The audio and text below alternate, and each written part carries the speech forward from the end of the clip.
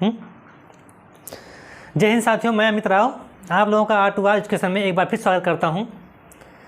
यदि ये वीडियो आप लोगों को पसंद लगेगा तो आप लोग वीडियो को लाइक करिएगा और अपने साथियों के पास शेयर करिएगा और मेरे YouTube चैनल R2R एजुकेशन को सब्सक्राइब करिएगा। तो जैसा कि आप लोग जानते ही हैं कि कल मैं आप लोगों के लिए यूपी टेट 2023 का बैच स्टार्ट किया हूँ, है ना। तो मैं उसमें नंबर सिस्टम पढ़ाने का स्टार्ट किया हूँ, ठीक है। क्लास दूसरा चलने वाला आज, कल भी मैंने एक क्लास पढ़ाया था। अभी नंबर सिस्टम में हम लोग संख्याओं का परिचय पढ़ रहे हैं, हम पढ़ा रहे हैं।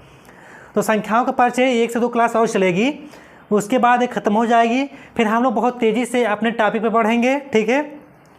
क्योंकि संख्याओं का परिचय यदि आप लोगों को पता चल जाएगा अच्छे से तो कोई समस्या नहीं होगी फिर बाद में। तो नंबर सिस्टम एक ऐसा चैप्टर है, एक नंबर सिस्टम, कि आपके एग्जाम में यूपी टेट में कम से कम 8 से 10 क्वेश्चन पूछी जाती है ना। कम से कम 8 से 10 क्वेश्चन पूछी जाती है आपके यूपी टेट में, तो 8 से 10 नंबर आएगी। और ऐसा चैप्टर नंबर सिस्टम है कि हर कंपटीशन में नंबर सिस्टम से पूछा जाता है। तो कल हमने जो आप लोगों को एक ग्राफ लेकर आया था, मैं आप लोगों को समझाया भी था अच्छे से, तो उसमें हम लोग काफ़ी चीज़ें पढ़ लिए थे, ठीक है। वास्तविक, काल्पनिक, ये सब पढ़ लिए थे हम लोग। तो आज हम लोग पढ़ने क्या चल रहे हैं इसमें हम लोग चल रहे हैं पढ़ने परिमेय संख्या, ठीक है। क्या है परिमेय संख्या? तो परिमेय संख्या को हम लोग देखते हैं और आगे बढ़ते हैं, देखते हैं परिमेय संख्या किसे कहते हैं। अच्छा, आप लोग बताएं परिमेय संख्या किसे कहते हैं, है ना। अपरिमेय संख्या, अच्छा परिमेय संख्या हम लोग पहले हेडिंग डाल देते हैं। परिमेय संख्या क्या? परिमेय संख्या क्या होता है चलो देखते हैं हम लोग। परिमेय संख्या वह संख्या होती है जिसे हम P/Q के रूप में व्यक्त करते हैं, उसे हम परिमेय संख्या कहते हैं, है ना। समझ में आया कि नहीं आप लोगों को? परिमेय संख्या वह संख्या है जिसे हम P/Q के रूप में व्यक्त करते हैं, उसे हम परिमेय संख्या कहते हैं। डिफिनेशन लिख लेते हैं हम लोग, देखते हैं डिफिनेशन क्या है। वह संख्या क्या है? वह संख्या जिसे हम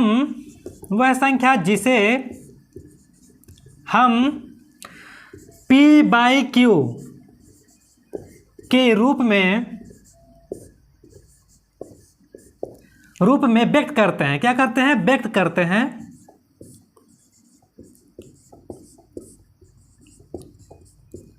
परिमेय संख्या कहलाती है। परिमेय संख्या कहलाती है। वैसे साथियों राइटिंग में मत जाइएगा, है ना। वह संख्या जिसे P/Q के रूप में व्यक्त करते हैं परिमेय संख्या कहलाती है। और यहाँ पर देखते हैं, कह देंगे क्या? Q = not 0, है ना। क्या कि Q का वैल्यू 0 ना हो, है ना। तो परिमेय संख्या है। एग्जाम्पल देख लेते हैं, परिमेय संख्या का एग्जाम्पल देख लेते हैं। जैसे 11/7 लिख सकते हैं हम लोग, ठीक है। -7/13 लिख सकते हैं, ये भी परिमेय संख्या हो सकती है हमारी। रूट में हम लोग क्या लिख सकते हैं? 16 लिख सकते हैं। या इसी को हम लोग क्या करते हैं? घनमूल के रूप में इसको हम 64 लिख दें, या माइनस क्या लिख दें, कुछ और भी संख्या हमारे यहाँ पर 0 आ जाए, है ना। क्या आ जाए? जैसे यहाँ पर 0 भी आ जाए और -7 भी आ जाए तो हमारा क्या होता है? परिमेय संख्या होता है। ETC मान लेते हैं, क्या है? ETC, है ना।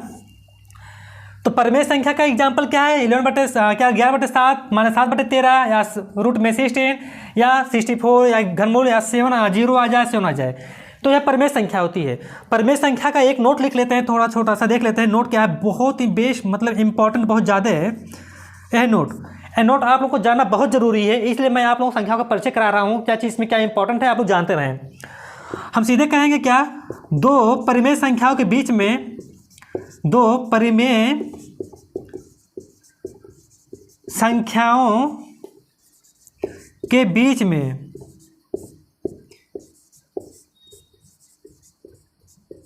अनंत संख्या होती हैं।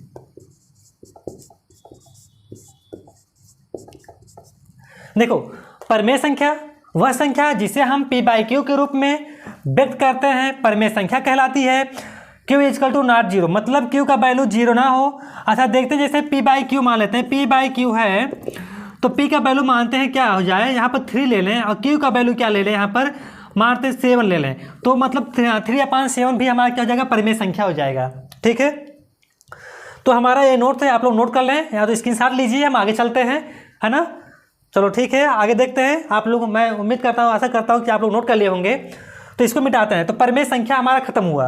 अब हम लोग चल रहे हैं देखने के लिए, क्या देखने चल रहे हैं यहाँ पर, परिमेय संख्याएं खत्म हो गई। अब अपरिमेय संख्या पे चलते हैं हम लोग। अपरिमेय संख्या किसे कहते हैं देखते हैं।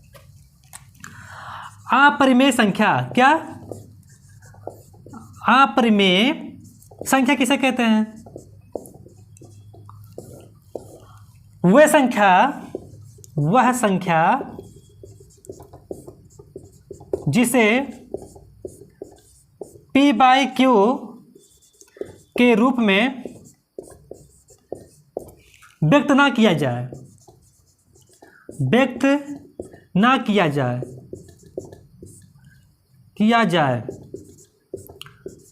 तो वह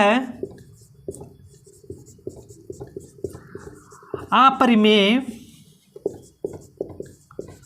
संख्या होती है। ध्यान देना, परिमेय संख्या में यही नहीं रहता है, मतलब क्या ना रहता है।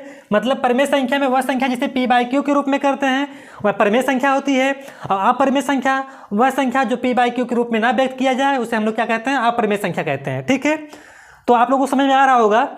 एग्जाम्पल देख लेते हैं। जैसे एग्जाम्पल √3 आ जाए, ठीक है, क्या आ जाए? √3 आ जाए, √5 आ जाए, इसको हम लोग व्यक्त नहीं कर सकते हैं। ठीक है, किसमें? p/q के रूप में। 1/√7 आ जाए, ठीक है, और क्या आ जाए? 7 आ जाए, मान लो क्या आ जाए? 7 आ जाए, और पाई भी और etc। मतलब क्या है यहाँ पर देखते हैं कि वह संख्या जिसे p/q के रूप में व्यक्त ना किया जाए तो वह परिमेय संख्या होती है। जैसे यहाँ पर एग्जाम्पल आप लोग देख सकते हैं। एक नोट भी यहाँ पर आप लोग लिख लीजिए, नोट इंपॉर्टेंट है, इंपॉर्टेंट नोट। आगे पेपर में पूछा जाता है, क्या पूछा जाता है? जो पाई हमारा है, क्या है? पाई हमारा अपरिमेय संख्या है।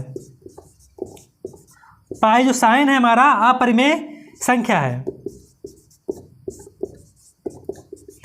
तो ध्यान देना, पाई अपरिमेय संख्या है, बहुत पूछा जाता है। पाई क्या है? अपरिमेय संख्या है। तो आप लोग इसको नोट करें और फिर इसको हम आगे बढ़ते हैं, मिटाते हैं इसको। ठीक है साथियों, मैं आशा करता हूं कि आप लोग नोट कर लिए होंगे। इसको मैं मिटाकर आगे चलता हूं। ठीक है, तो परिमेय भी पढ़ लिए हम लोग, अपरिमेय भी पढ़ लिए। हम लोग बहुत फास्ट क्लास हम पढ़ेंगे, बहुत तेजी से पढ़ाएंगे कि आप लोगों का जो यूपी टेट का बैच है मैक्सिमम 1.5 महीने में खत्म हो जाए। फिर हम आप लोगों के लिए प्रैक्टिस लेकर आएंगे। मैं विश्वास दिलाता हूँ जिसको मैथ नहीं आता है वो कम से कम 20+ लेकर आएंगे यदि मेरा क्लास पर डे अटेंड करेंगे, और जिसको मैथ आता है वो 20 क्या वो 25+ लेकर आएंगे। मैं बिल्कुल भरोसा दिलाता हूँ ये जो लोग पढ़ेंगे तो। ठीक है, तो देखते हैं, क्योंकि हम पूरा साथ बेसिक से पढ़ा रहे हैं। तो हो गया हमारा परिमेय, अपरिमेय पढ़ लिए। अब हम लोग देखते हैं परिमेय अपरिमेय जब हम लोग पढ़ लेते हैं, इसके बाद हमारा आता है क्या? पूर्णांक संख्या आता है। क्या आता है? पूर्णांक संख्या। पूर्णांक संख्या आता है, है ना। पूर्णांक संख्या किसे कहते हैं? बताओ, पूर्णांक संख्या किसे कहते हैं? अच्छा, देखते हैं, हम इसको डिफिनेशन लिख रहे हैं, आप लोग देखिए ध्यान से।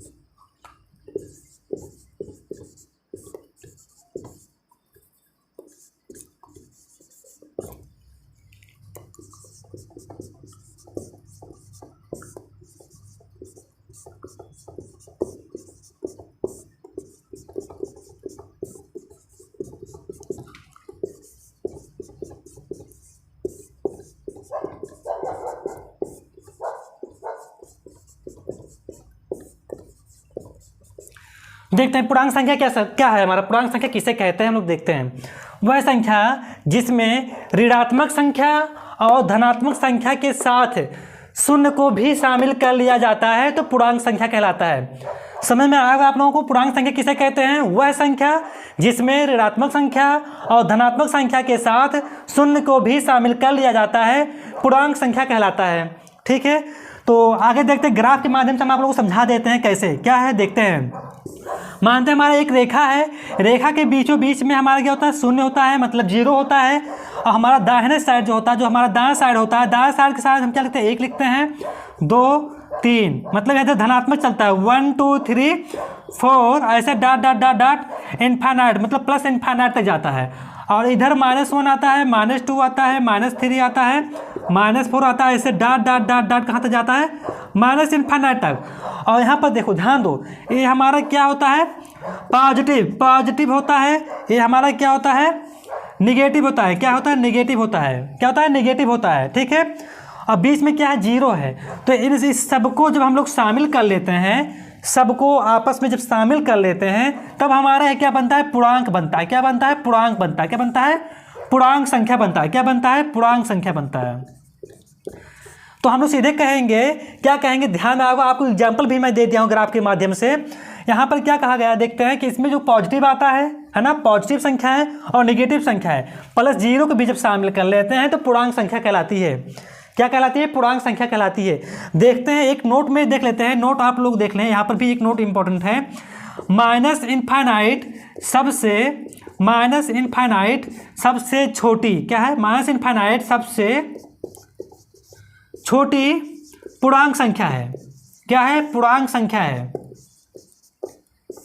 पूर्णांक संख्या है। तो आप लोग इसको जल्द से जल्द नोट करें, फिर हम आगे बढ़ते हैं। ठीक है साथियों, देखते हैं, आगे बढ़ते हैं। जल्द से जल्द नोट करें आप लोग इसको अच्छे से, फिर मिटाते हैं इसको, या स्क्रीनशॉट आप लोग ले लीजिए, है ना, क्योंकि ज़्यादा बड़ा वीडियो ना बने, इसलिए मैं सोच रहा बहुत फास्ट पढ़ाऊँ और उसके बाद मैं बेसिक से आप लोगों को अच्छे से पढ़ाता चलूँ, टॉपिक स्टार्ट करूँ। तो इसको मिटाते हैं। तो पूर्णांक संख्या समझ में आया होगा। परमेय संख्या, अपरिमेय संख्या, पूर्णांक संख्या, आप लोगों को सब अच्छे से आ गया होगा, मैं आशा करता हूँ। ठीक है, आगे देखते हैं हम लोग क्या है, इसको मिटाते हैं। अच्छा, पूर्णांक संख्या में अब हम लोग देख लेते हैं क्या इसमें, पूर्णांक संख्या के बाद, है ना, पूर्णांक संख्या के बाद क्या आता है, देखते हैं इसमें हमारा प्राकृतिक संख्या। क्या आता है? प्राकृतिक संख्या। अब प्राकृतिक संख्या क्या होता है आप लोग देखें ध्यान से पहले, है ना। प्राकृतिक संख्या जिसे हम लोग क्या कहते हैं? नेचुरल नंबर कहते हैं। प्राकृतिक संख्या जिसे हम लोग क्या कहते हैं? नेचुरल नंबर कहते हैं। क्या कहते हैं? नेचुरल नंबर कहते हैं। अच्छा, आप लोग बताओ प्राकृतिक संख्या किसे कहते हैं? बताओ आप लोग प्राकृतिक संख्या किसे कहते हैं? प्राकृतिक संख्या हम उसे कहते हैं जो हमारे गिनती में प्रयोग करते हैं, जो गिनती के रूप में हम लोग लेते हैं, उसे हम लोग प्राकृतिक संख्या कहते हैं। लिख लेते हैं डिफिनेशन। वह संख्या, आसान शब्दों में, वह संख्या जिसे हम गिनती कह सकते हैं या गणना कहते हैं, गिनती या गणना कुछ भी कह सकते हैं, गिनती या गणना के रूप में लेते हैं।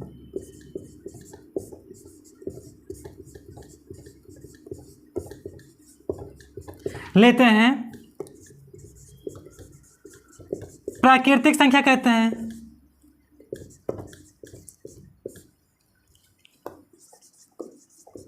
प्राकृतिक संख्या कहते हैं। ठीक है साथियों, वह संख्या जिसे हम गिनती या गणना के रूप में लेते हैं प्राकृतिक संख्या कहते हैं। इसे हम कैपिटल N से प्रदर्शित करते हैं। प्रदर्शित गलती होगी तो आप लोग देख लेना, क्योंकि मेरी हिंदी बहुत कमज़ोर है। करते हैं, ठीक है। देखते हैं, कैपिटल N से प्रदर्शित करते हैं, या कह दो व्यक्त करते हैं, सीधे कह दो। क्या कहते हैं? व्यक्त करते हैं या दर्शाते हैं। कैपिटल N से दर्शाते हैं। ठीक है, देखते हैं कैपिटल N इक्वल टू, जैसे क्या होता है 1, एग्जाम्पल भी ले लेते हैं, है ना, 1 2 3 4 5 6 ऐसे डॉट डॉट डॉट डॉट चला जाता है, हमारा प्राकृतिक संख्या होता है।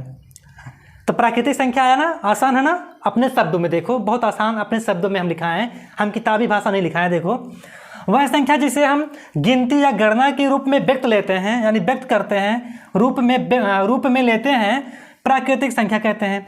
इसे कैपिटल एन से प्रदर्शित करते हैं। कैपिटल एन मान लेते हैं 1 2 3 4 5 6 7 8 ऐसे चला जाता है ना, जहाँ तक हम गिन लेते हैं तो हमारा प्राकृतिक संख्या हुआ। तो आप लोग इसको नोट करें जल्दी से, फिर आगे देखते हैं हम लोग क्या पढ़ते हैं, सम संख्या पूर्ण संख्या ही पढ़ लेते हैं, ठीक है। तो आप लोगों को समझ में आ रहा होगा अच्छे से। तो मिटाते हैं इसको, देखते हैं आगे, देखते हैं क्या है। प्राकृतिक संख्या आप लोग पढ़ लिए हैं, ठीक है। तो प्राकृतिक संख्या के बाद हम लोग क्या पढ़ते हैं, देखते हैं पूर्ण संख्या। क्या होता है पूर्ण संख्या? प्राकृतिक संख्या के बाद पूर्ण संख्या आता है, जिसे हम लोग अंग्रेजी में WHOLE होल नंबर कहते हैं, होल नंबर कहते हैं, ठीक है ना। इसकी इंग्लिश क्या है, होल नंबर कहते हैं। अच्छा बताओ पूर्ण संख्या जो है, हाँ क्या है पूर्ण संख्या, किसे कहते हैं बताओ? सीधे लिख सकते हैं हम अपने लैंग्वेज में, सबसे आसान लैंग्वेज में। देखो शून्य सहित, शून्य सहित सभी, शून्य सहित सभी प्राकृतिक संख्या को, प्राकृतिक संख्या को भी शामिल कर लिया जाए।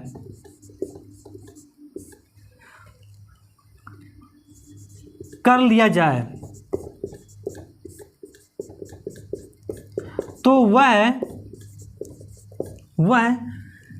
पूर्ण संख्या होता है। क्या होता है? पूर्ण संख्या होता है। तो वह पूर्ण संख्या होती है। इसे W से प्रदर्शित करते हैं, W से प्रदर्शित करते हैं या व्यक्त करते हैं, जो कुछ भी आप लोग लिखें। तो देखते हैं, जैसे एग्जाम्पल देख लेते हैं। W इक्वल टू, है ना, देखते हैं प्राकृतिक संख्या क्या है, 1 2। देखो प्राकृतिक संख्या कहा गया था ना, देखो प्राकृतिक संख्या को भी शामिल कर लिया जाए तो 1 2 3 4 5 ऐसे डॉट डॉट डॉट डॉट चला जाएगा, जहाँ तक लोग गिन सकते हैं। और इससे पहले क्या लगा लें, 0 लगा लें।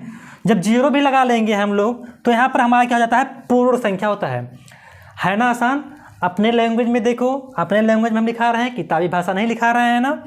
पूर्ण संख्या किसे कहते हैं? शून्य सहित, मतलब शून्य को हमने ले लिया, मतलब 0 को ले लिया। सभी प्राकृतिक संख्या, सभी प्राकृतिक संख्या आप लोग जान ही रहे हैं कि प्राकृतिक संख्या हमारे इधर आ जाता है ना, इनिशियल नंबर हो जाता है प्राकृतिक संख्या। प्राकृतिक संख्या को भी शामिल कर लिया जाए, दोनों को हम लोग मिला लेते हैं, है ना, दोनों को शामिल कर लेते हैं, मतलब इसको और प्राकृतिक संख्या को हम लोग शामिल कर लेंगे। शामिल कर लिया जाए तो वह पूर्ण संख्या होती है। क्या होती है? पूर्ण संख्या होती है, जिसे हम W से प्रदर्शित करते हैं। एक नोट लिख लो, जो नोट हम लिखा रहे हैं आप लोग नोट करते चले, बहुत आसान है। 0 मतलब शून्य, हम इसको लिख सकते हैं ब्रैकेट में, शून्य सबसे छोटी पूर्ण संख्या होती है, सबसे छोटी पूर्ण संख्या होती है ना साथियों। आसान, देखो नोट लिखो, शून्य सबसे छोटी पूर्ण संख्या होती है। तो आप लोग इसको नोट्स करें जल्दी से और अपने साथियों के पास शेयर करो, क्योंकि टाइम नहीं है। आप लोग बैठे मत रहिए कि यूपी टेट का नोटिफिकेशन कब आने वाला, मत बैठिए, आएगा बहुत टाइम नहीं देगा। तो आप लोग तैयारी करते चलें, है ना, क्योंकि सुपर टेट का भी हो सकता है शायद वैकेंसी आ जाए, तो आप लोगों का टेक्निकल रहेगा तो काफ़ी बेनिफिट मिलेगी, है ना। तो देखते हैं आगे, देखो इसको नोट को फिर हम इसको नोट को फिर मिटाते हैं, फिर हम चलते हैं सम संख्या पर, ठीक है। नोट कर लो, इसको मिटा दें, चलो ठीक है मिटा दें। पूर्ण संख्या खत्म हो गया हमारा, है ना, पूर्ण संख्या खत्म हो गया। अब सीधे हम लोग चलते हैं किस पे, सम संख्या देखते हैं। सम संख्या किसे कहते हैं देखते हैं। पूर्ण संख्या के बाद क्या आता है, सम संख्या देखते हैं। सम संख्या, क्या सम संख्या, अच्छा सम संख्या को हम लोग क्या कहते हैं, इवन नंबर। क्या कहते हैं, इवन नंबर। देखते हैं क्या होता है डेफिनेशन इसका, बताओ इसका डेफिनेशन क्या होता है, बताओ आप लोग। वे या कैसे, वह प्राकृतिक संख्या या वह प्राकृतिक संख्या, सीधे कह दो, वह प्राकृतिक संख्या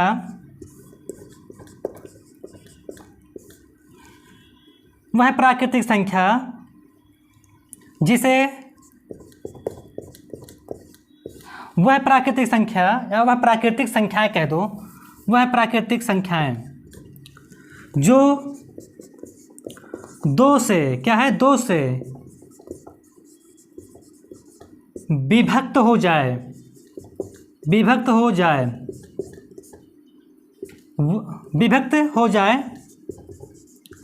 प्राकृतिक संख्या कहलाता है ना आसान। अपने लैंग्वेज में देखो, वह प्राकृतिक संख्याएं जो दो से विभक्त हो जाए, विभक्त हो जाए प्राकृतिक संख्या कहलाता है। एग्जाम्पल देख लेते हैं, अभी आप लोग मत लिखिए, देख लेते हैं एग्जाम्पल। 2, 4, 6, 8, 10 ऐसे चला जाएगा। देखते हैं कैसे, देखते हैं। 2 है ना, 2 को यदि हम लोग 2 से डिवाइड करें, मतलब भाग करें, तो 2 एक करने में 2 है ना, तो 1 कट जाएगा। तो यह प्राकृतिक संख्या हुआ कि नहीं हुआ, मतलब क्या यह हमारा सम संख्या हुआ कि नहीं हुआ, सम संख्या हुआ, क्योंकि 2 से कट गया है ना। इसी प्रकार देख लेते हैं, यदि हम लोग 8 को 2 से भाग करें तो 2 चौक 8 होता है ना, कट जाएगा। तो यह हमारा क्या हो जाता है, सम संख्या हो जाता है। अच्छा, अब देखते हैं सम संख्या, आप लोग समझ गए होंगे। सम संख्या के बाद आता है हमारा हेडिंग, क्या आता है, सम संख्या के बाद हमारा जो हेडिंग आता है विषम संख्या। विषम संख्या देख लेते हैं, क्या होता है विषम संख्या, जिसे हम लोग कहते हैं ऑड नंबर। क्या कहते हैं, ऑड नंबर, ऑड नंबर कहते हैं, है ना, अंग्रेजी में ऑड नंबर कहते हैं। बस इसी का विपरीत है, मान लो क्या है, ऐसे सीधे हम लोग लिखेंगे, वह प्राकृतिक संख्या, वह प्राकृतिक संख्याएं जो 2 से क्या, जो 2 से विभक्त ना हो, विभक्त ना हो, विषम संख्या कहलाती है। विषम संख्या कहलाती है। एग्जाम्पल देख लेते हैं, 1, 3, 5, 7, 9, 11 ऐसे से चला जाता है। ठीक है, देखते हैं कि हम 3 को हम 2 से डिवाइड करें तो 2 एक करने में 2, शेष 1 आएगा। तो ये विभक्त नहीं हो रहा है ना, 2 से क्या हो रहा है, 2 से नहीं कट रहा है ना, तो वह हमारा संख्या विषम संख्या होगा। इसमें क्या था, 2 से कट जाए, मतलब 2 से क्या हो जाए, 2 से विभक्त हो जाए। इसमें क्या था, इसमें 2 से विभक्त ना हो, मतलब 2 से ना कटे, तो वह विषम संख्या होता है। तो सम संख्या भी आप लोग नोट कर लीजिए और विषम संख्या भी आप लोग नोट कर लीजिए। इसके बाद हम लोग अभाज्य संख्या पे चलते हैं, इसको नोट करो, फिर मिटाते हैं इसको। ठीक है, हम किनारे हो जा रहे हैं, चलो।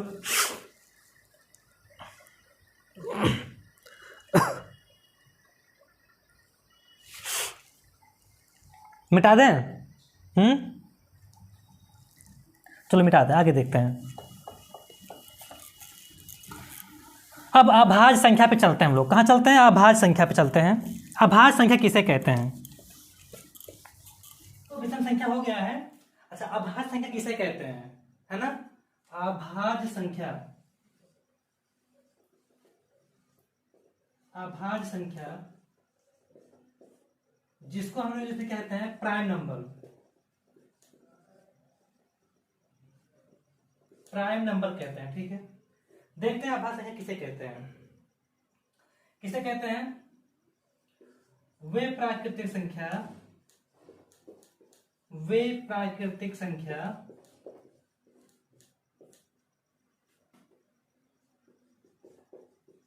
जिसके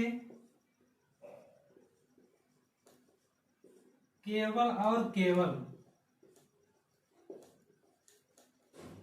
केवल और केवल 2 गुणनखंड हो, केवल और केवल 2 गुणनखंड हो,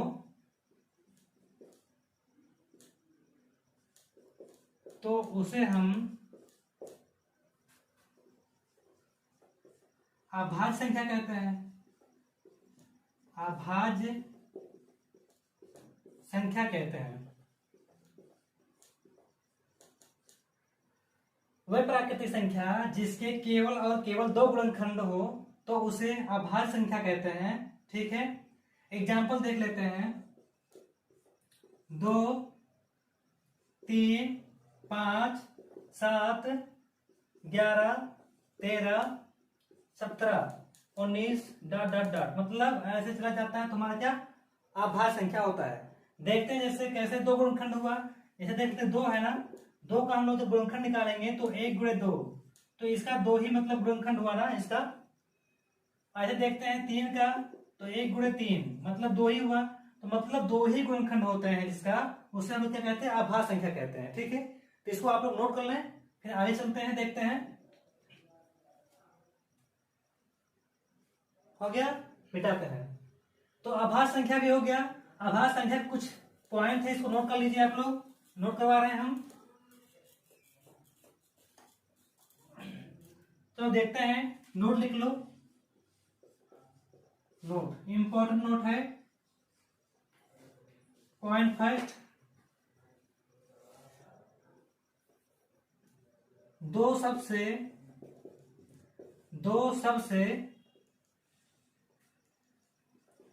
छोटी अभाज्य संख्या है।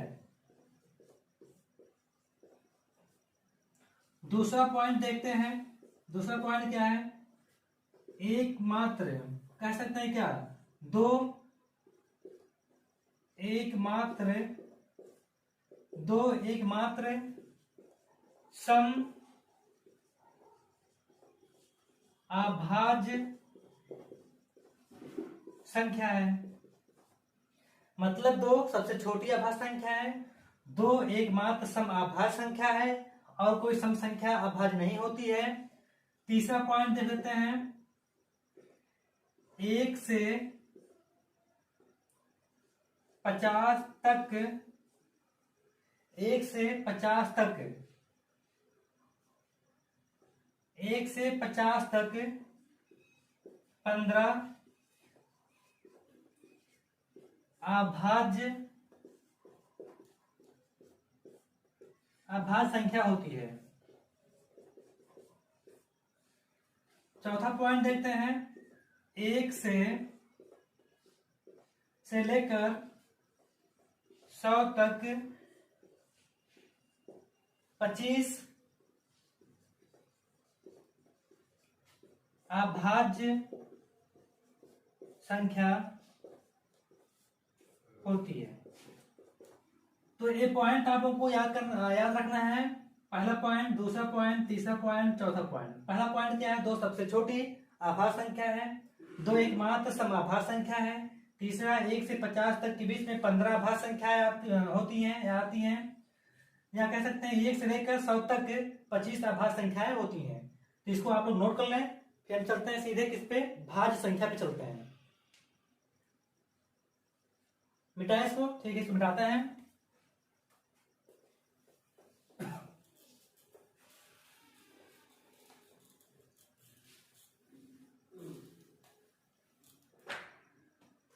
भाज्य संख्याएं देखते हैं क्या है।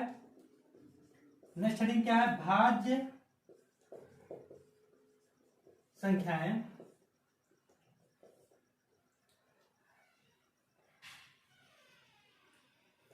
कह सकते क्या, वे प्राकृतिक संख्याएं, वे प्राकृतिक संख्याएं जिसके कम से कम 3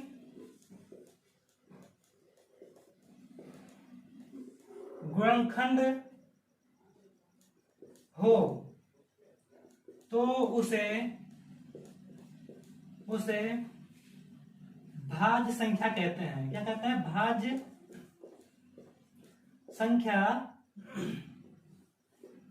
संख्या कहते हैं। उदाहरण देख लेते हैं, एग्जाम्पल 4, 6, 8, 9, 10 ऐसे ... ठीक, मतलब जहां तक आप लोग गिनती कर सकते हैं, अनंत कह सकते हैं इसको हम। देखते हैं कैसे। अच्छा कहेंगे आप लोग कि दो भी तो हो सकता है, दो नहीं, क्योंकि दो को देखते हैं हम लोग तो एक गुणे दो, मतलब इसमें दो ही गुणनखंड हो रहा है, तो अभाज्य नहीं है। मतलब क्या, तो भाज्य संख्या नहीं है, ठीक है। यदि इसमें तीन हो ज्यादा गुणनखंड संख्या है, मानते सब गुणनखंड करने पर तीन आता है, तीन संख्याएं आती, तो वह भाज्य संख्या होता है। तो दो नहीं है तो इसको नहीं करेंगे। जैसे चार देख लेते हैं, जब हम लोग चार को करते हैं गुणनखंड इसका, तो एक गुणे दो, मतलब इसमें तीन गुणनखंड हो रहा है ना, तो यह भाज्य संख्याएं होंगी, ठीक है। इसी प्रकार देख लेते हैं, आठ देख लेते हैं, एक गुणे दो, तो यहाँ पर तीन हो रहा है, तीन से अधिक भी हो रहा है, कोई दिक्कत नहीं, तीन से अधिक भी हो तब भी हमारे भाज्य संख्या कहलाएंगी। तो इसको आप लोग देख सकते हैं, और इसका कुछ नोट देखते हैं, इसका कुछ नोट है, इंपॉर्टेंट नोट है। नोट देखते हैं, पहला नोट देख लेते हैं, चार सबसे छोटी भाज्य संख्या है। पूछेगा आपके एग्जाम में, यूपीटेट या किसी भी वनडे एग्जाम में पूछेगा चार मतलब भाज्य संख्या, सबसे छोटी भाज्य संख्या कौन सी है, तो आप लोग क्या कहेंगे, चार सबसे छोटी भाज्य संख्या होती है। दूसरा पॉइंट देख लेते हैं, दूसरा पॉइंट इसमें क्या लिख सकते हैं हम लोग, देखते हैं, भाज्य संख्याएं सम और विषम दोनों होती हैं। मतलब यहां पर यह भी पॉइंट पूछ सकता है कि भाज्य संख्या क्या सम और विषम दोनों होती हैं, तो यहां पर हमारा आंसर सही रहेगा, मतलब जो भाज्य संख्या है सम और विषम दोनों होता है, ठीक है। तो इसको आप लोग नोट कर लें, उससे हम लोग आगे चलते हैं, देखते हैं क्या है आगे। मिटाएं इसको, हो गया नोट कर लें, हम किनारे गए, मिटा के आगे देखते हैं। तो भाज्य संख्या भी हो गया, अभाज्य संख्या भी हो गया। अब देखते हैं सह अभाज्य संख्या, देखते हैं, है ना साथियों। सह अभाज्य संख्या देख लेते हैं, सह अभाज्य संख्या क्या होता है, देखते हैं। संख्याओं का क्या है, संख्याओं का ऐसा युग्म, संख्याओं का ऐसा युग्म जिनके बीच का मासा एक हो, सह अभाज्य संख्या कहलाता है। क्या, सह अभाज्य संख्या कहलाता है। एग्जाम्पल देख लेते हैं, जैसे 7 है ना, क्या लिख सकते हैं इसमें, 7, 15 लिख सकते हैं, 8, 17 लिख सकते हैं, etc। मतलब ऐसा है कि इसके और इसका जो दोनों का होता है, दोनों का मासा क्या आएगा, एक आएगा, तो वह सहभाज्य होता है। कैसे देखते हैं, जैसे 7 हम लोग गुणनखंड करते हैं तो 1 गुणे 7 आएगा। 15 कर लेते हैं तो क्या होता है, देखते हैं, 15 का 1 गुणे 3 गुणे 5 आएगा गुणनखंड करने पर। तो इन दोनों में क्या होता है, दोनों में जो कॉमन होता है, मासा मतलब कॉमन होता है, जिसे शिफ्ट कहते हैं। दोनों का मासा एक आया कि नहीं आया, एक, तो जब एक आएगा तो उसे हम लोग क्या कहते हैं, सह अभाज्य संख्या कहते हैं, ठीक है। तो इसको आप लोग नोट करें, तो इसमें नोट से थोड़ा सा देख लेते हैं।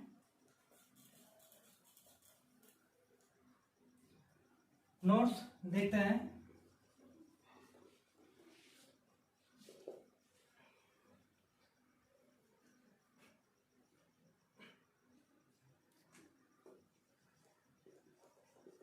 कर्मागत संख्याओं का युग्म क्या है, क्रमागत संख्या का युग्म या संख्याओं का युग्म कर सकते हैं। क्रमागत संख्या का युग्म सह अभाज्य